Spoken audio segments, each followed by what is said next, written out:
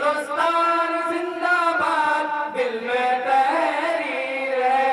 हिंदुस्तान जिंदाबाद, दिल में तहरीर है।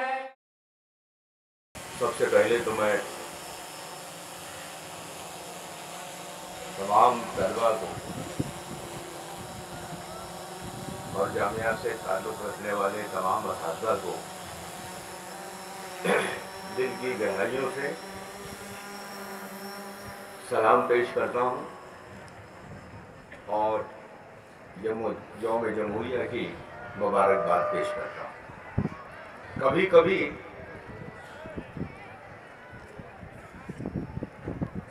ऐसा वक्त आता है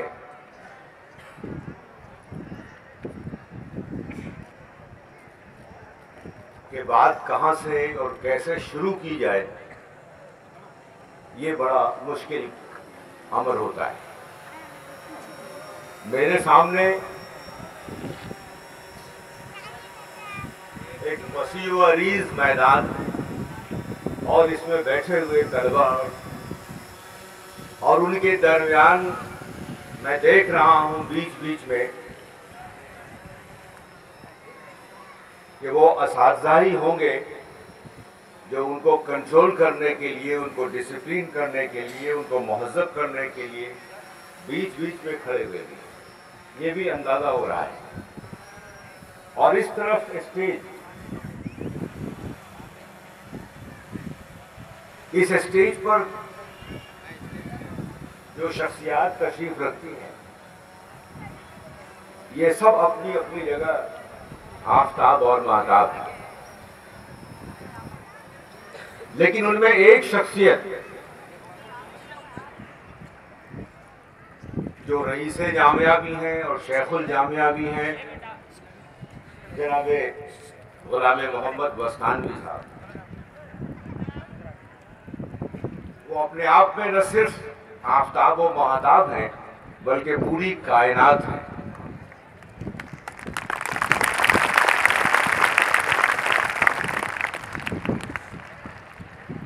मेरा ख्याल है कि इससे बेहतर कोई मौका नहीं हो सकता जब आप बस्तानवी साहब की पूरी शख्सियत, उनकी पूरी पर्सनैलिटी और उससे फूटने वाली जो शुआएं हैं, जो किरणें हैं, उनको आप अपनी आंखों से भरी भरी खुली खुली आंखों से देख सकें। सूरज अभी जरा सा ही ऊपर चढ़ा है, अभी इसको और अपना मकाम तय करना है, अभी और फासला तय करना है। इससे पहले मेरे बच्चे जो यहां बैठे हैं, जामिया इशाअतुल उलूम के जो बच्चे यहां बैठे हैं, इससे पहले कि सूरज और ऊपर चढ़े, आपको ये अहद करना है, आपको ये वादा करना है अपने आप से कि हम में से हर शख्स, हर बच्चा कल गुलाम मोहम्मद बस्तानवी बनेगा।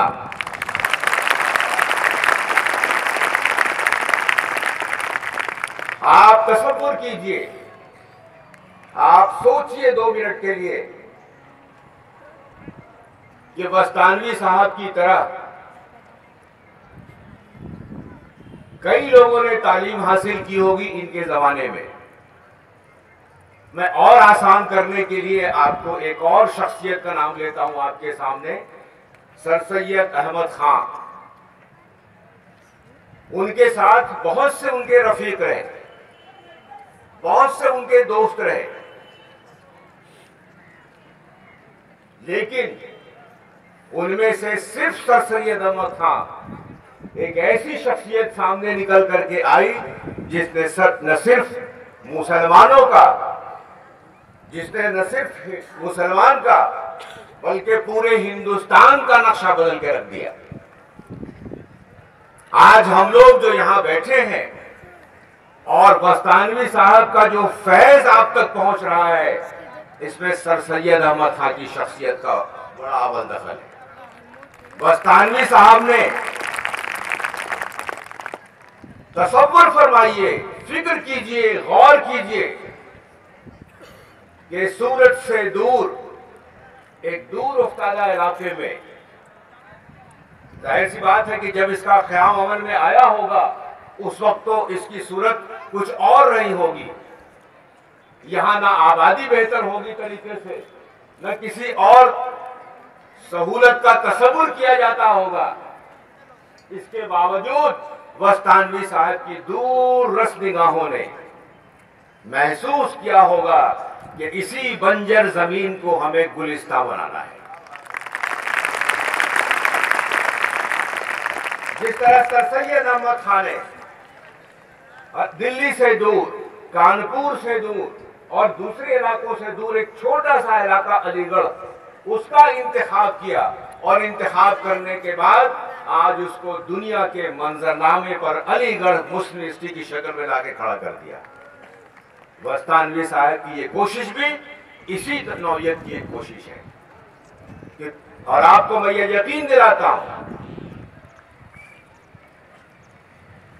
कि जिस तरह अलीगढ़ मुस्लिम यूनिवर्सिटी का नाम दुनिया में रोशन है, कल मुस्तकबिल में जामिया इशाअतुल उलूम का भी नाम इसी तरह पूरी दुनिया में रोशन होगा। इसका पूरा मुझे यकीन है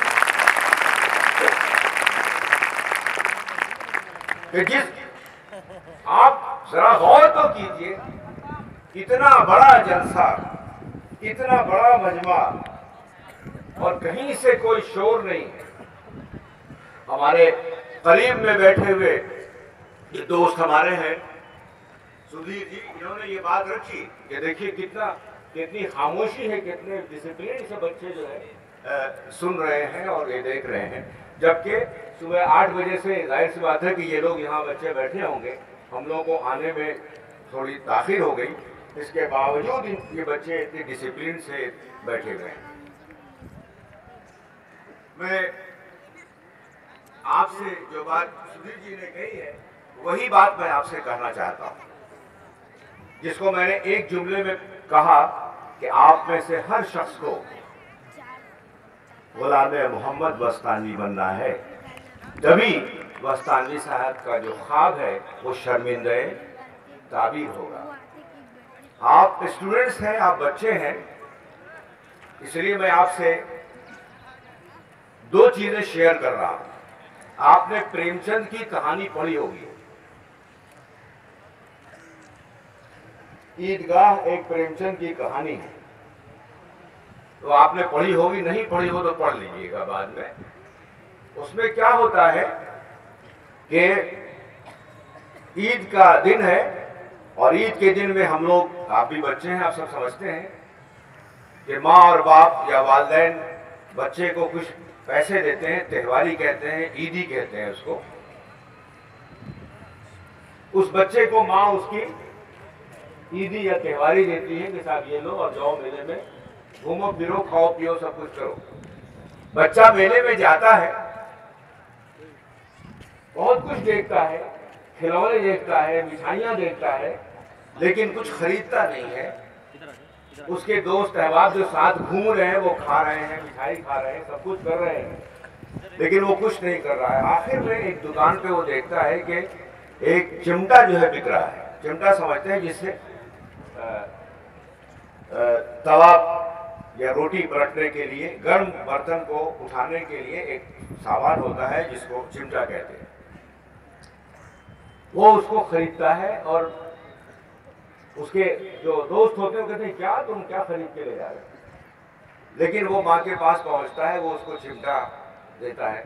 माँ भी हैरान होती है, तो वो कहता है कि माँ मैं तुझे देखता था, रोज जब तू खाना बनाती थी तो तेरे हाथ जलते थे, तो मुझे लगा कि सबसे काम की जो चीज इस घर में हो सकती थी वही मैं लेके आ गया हूं।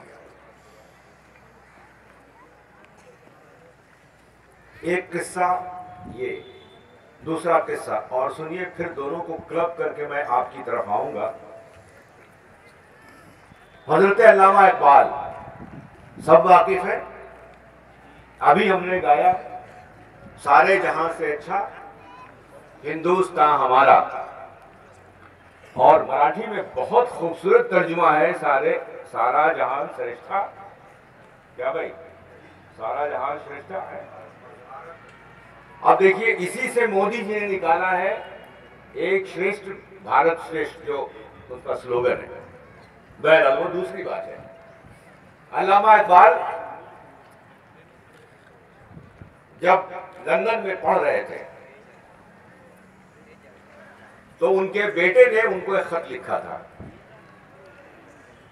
और उस खत में यह लिखा था कि जब आप आने लगे तो, या कोई वहां से आने वाला मिल जाए तो, आप मेरे लिए एक ग्रामोफोन भेज दीजिएगा। उस वक्त ग्रामोफोन वगैरह की बड़ी अहमियत नहीं होगी, जैसे आज से 5 साल पहले मोबाइल की, 10 साल पहले टीवी ट्रांजिस्टर की बड़ी अहमियत रहती हो। आज अल्लामा इकबाल ने, गौर कीजिए, हमारे असातिज़ा भी बीच बीच में खड़े हुए हैं, इधर भी लोग बैठे हुए हैं। अगर हम लोग, आप में से कोई जो यहाँ वालिदैन खड़े हुए हैं, जो असातिज़ा खड़े हुए हैं, अगर उनका बच्चा अकलकुआं से खत लिखे दिल्ली में के साथ, जब पापा आप आएंगे तो आप मेरे लिए एक स्मार्टफोन लेते आइएगा, हम लोगों का रिएक्शन क्या होगा, हमारा अमल क्या होगा? जो आम पेरेंट्स हैं वो बाजार से एक स्मार्टफोन लाएंगे और बच्चे की खिदमत में पेश करेंगे, और अगर खुदा ना खास्ता उन्होंने न पेश किया तो माँ उनकी तरफ से वकालत में खड़ी होगी कि आपने आज तक जिंदगी में कुछ किया ही नहीं। कुछ किया है आपने आज तक? मेरे बच्चे ने एक फोन मांगा और आप वो भी ना ला सके। क्या फोन था? 10,000 15,000 का फोन था। क्या आपसे उम्मीद रखी जाएगी? लेकिन तसव्वुर फरमाइए, जो बड़े लोग होते हैं वो क्या करते हैं। अल्लामा इकबाल ने जावेद इकबाल को ग्रामोफोन नहीं भेजा, बल्कि उनको एक छोटी सी नज्म भेजी जिसमें आप सब लोग वाकिफ होंगे। उसका नाम है जावेदनामा। जावेदनामा बहुत छोटी सी नज्म है, और मैं इसलिए प्रेमचंद की मिसाल मैंने दी, और अब जावेदनामा की एक दो मिसरे आपके सामने रखूंगा क्योंकि वक्त नहीं है। उन्होंने लिखा कि दयारे इश्क में अपना मकाम पैदा कर, दयारे इश्क में अपना मकाम पैदा कर, नया जमाना नए सुबह शाम पैदा कर। खुदा अगर दिले फितरत शनास दे तुझको, सुकूते लालो गुल से कलाम पैदा कर।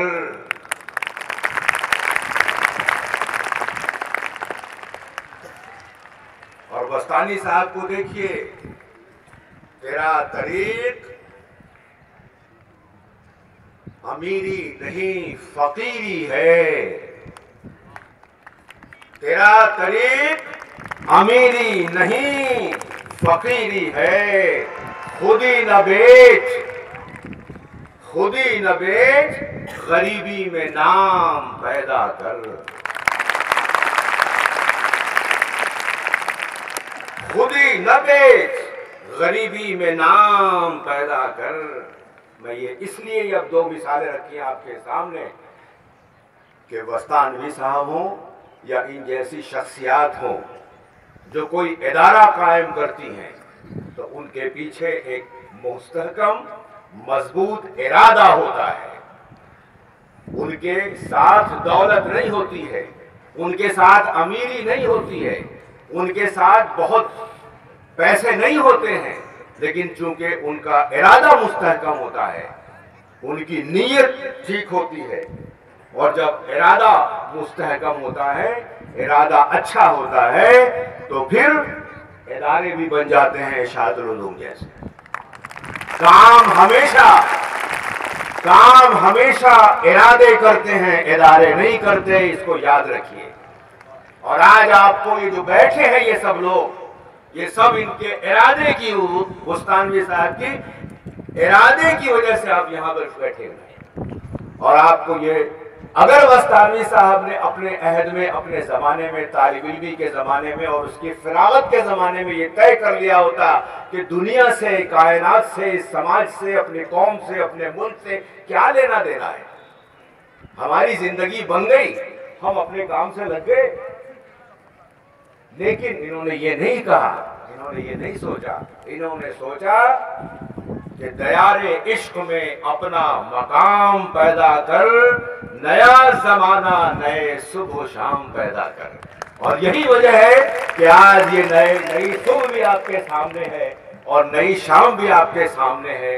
ये जितने बच्चे बैठे हुए हैं ये सब इनका मुस्तकबिल है और सब इनके इरादे के नतीजे में सामने आए। आपको मेरे बच्चों, मेरे तालिब इल्मों, ये तय करना है कि दयारे इश्क आपका है क्या। दयारे इश्क से आप क्या समझते हैं?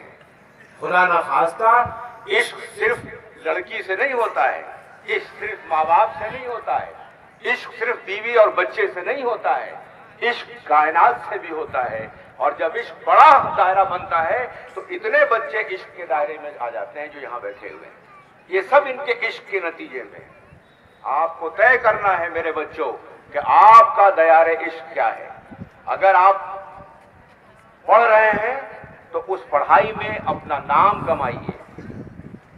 जो जहां जिस काम से जुड़ा हुआ है, मैं ये बात असातिज़ा के पर भी इसका इंतबाक होता है कि अगर असातिज़ा क्लास में पढ़ा रहे हैं तो उनको उस क्लासरूम से इश्क होना चाहिए और उसी इश्क के तहत उसको परवान चढ़ाइए। आपके क्लास के एक एक बच्चे टॉप करेंगे, हर बच्चा कामयाब होगा और एक नई तारीख और नया इतिहास रकम करेगा।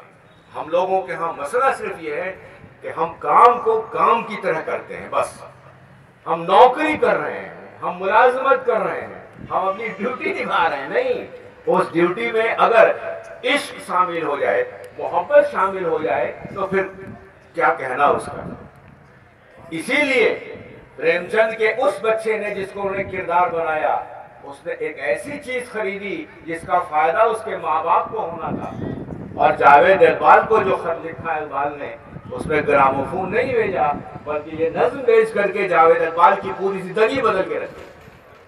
और एक जावेद इकबाल नहीं, लगता है वाकया यूं है कि उन्होंने अपने बच्चे के लिए लिखा है, लेकिन हकीकत यह है कि वो नज्म, ये छोटी सी नज्म जिसका थोड़े से मैंने आपको सामने रखी, उसके एक आध मिसरे, दो मिसरे आपके सामने रखे, उस हम तमाम लोगों के लिए जो यहाँ बैठे हुए हैं कि दयारे इश्क में अपना मकाम पैदा कर।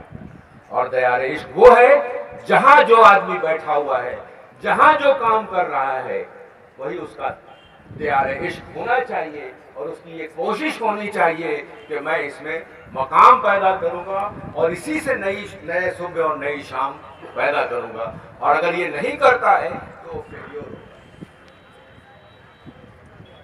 ख्याल रखिए कि दुनिया के नक्शे में हम लोग गीत गाते हैं, सारे जहां से अच्छा हिंदुस्तान हमारा, फिर जन गण मन अधिनायक गया है भारत भाग्य विधाता। क्या है भारत भाग्य विधाता, क्या है और जन गण मन क्या है? दुनिया के नक्शे में दूसरा कोई मुल्क नहीं है। ये बात मैं बहुत यकीन और दावे के साथ कह रहा हूं और ये इसलिए कह रहा हूं कि आज इस वक्त इस बात को समझने की मस्तानवी साहब और तमाम तलबा को जरूरत है इस बात को समझने की, दुनिया के नक्शे में ऐसा कोई दूसरा मुल्क नहीं है जिसमें इतने मज़ाहिब के लोग रहते हैं, जिसमें इतनी बोलियां बोलने वाले लोग रहते हैं। यही वजह है कि इसको सेकुलर कैरेक्टर दिया गया। अभी भारत के संविधान की बात आई, इम्तियाज खलील साहब ने कही, बच्चों ने भी कही, मराठी में भी आई बात, इंग्लिश में भी तकरीर की गई और उसका यही है कि बाबा अम्बेडकर ने किस तरह मुल्क के कानून को बनाया है जिसमें सबको यकसा हुकूक दिए गए हैं। यही इस मुल्क का कैरेक्टर है। और आज 26 जनवरी 2018 में जब हम लोग यहाँ बैठे हैं इस बड़े मैदान में, जामिया इरशादुल हुजूर बड़े मैदान में अकल कुआं बैठे हुए हैं, फिर एक बार तारीख गवाही दे रही है कि हम सब एक हैं, एक हैं, एक हैं। ये आज फिर ये तारीख दी जा रही है। एक सवाल जो मेरे ध्यान में आया, वो सब आप लोग बैठे हैं, मस्तानी साहब भी बैठे हुए हैं, इस इलाके का नाम अकल कुआं है। अब ये पता नहीं, हम अगर इसको, हो सकता है कि कुछ तलफ़ुज़, मकामी तलफ़ुज़ की वजह से कहीं ये अकल का कुआं तो नहीं था जो अकल कुआं बन गया है। इस पर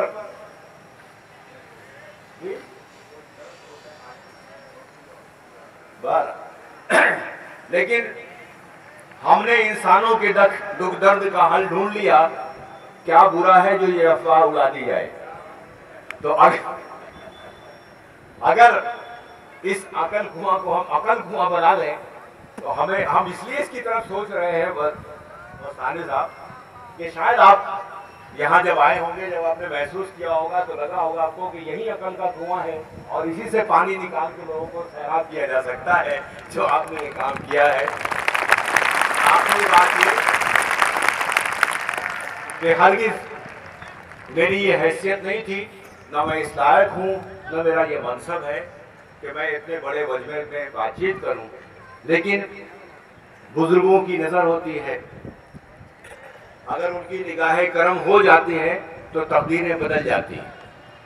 मस्तानी साहब की निगाह करम, उनका खुलूस, उनकी मोहब्बत कुछ इस तरह रंग लाई कि कल 11:30 बजे तक ये तय नहीं था कि मुझे अकल कुआं जाना है या नहीं जाना है। तो बहरहाल वो फिर तय हुआ कि नहीं साहब अब तो जाना ही पड़ेगा, चूँकि इम्तियाज़ खलील साहब और शोएब रज़ा फातमी साहब तो यहाँ से होगा, सब साहब मिल करके साहब आपको आना है, ज़रूर आइए। तो खैर 5:20 पे मैं एयरपोर्ट पहुँचा हूँ और 5:45 की फ्लाइट है। जाहिर सी बात है कि नामुमकिन था ये कि मुझे बोर्डिंग पास मिले, लेकिन जब मैं पहुँचा हूँ तो उसने कहा साहब फ्लाइट 20 मिनट लेट है, इसलिए आप खुशकिस्मत है, आपको बोर्डिंग पास मिल सकता है। मैंने रब्बुल इज़्ज़त को याद किया और फिर मस्तानवी साहब की मोहब्बत को याद किया, फिर खुदा और उनका जो ताल्लुक़ है, जो उनकी रूहानी, उनके जो मामलात हैं, उसको याद किया कि ये होता है, ये शख्सियात होती हैं, ये रूहानी शख्सियात जो होती हैं, उनकी बरकत के नतीजे में नामुमकिन चीज़ें भी मुमकिन हो जाती हैं। मस्तानवी साहब एक ऐसी शख्सियत का नाम है जिन्होंने नामुमकिन को मुमकिन बनाने की हमेशा कोशिश की है। मैं आप तमाम लोगों का शुक्रिया अदा करता हूं कि आपने मुझे इस लायक समझा, और ये मेरी ज़िंदगी का ये शायद पहला वाक़या होगा, जैसा कि आप सुबह में भी आपने देखा कि इतना बड़ा तो हम लोगों ने कभी नहीं देखा कि 26 जनवरी के मौके पर इतनी बड़ी तादाद में बच्चे और असातिज़ा और पूरा जामिया मौजूद हो। ऐसा बहुत कम जगहों पर हमने देखा है। तो मैं इसके लिए दिल की गहराइयों से आपको मुबारकबाद देता हूँ। आपके जो साथी, जो दोस्त हैं, आपके जो रफ़ीक हैं, आपके असातिज़ा हैं, और ये बिलखुसूस इन तमाम तलबा को जो यहाँ बैठे हैं, इन सबको मुबारकबाद देता हूँ।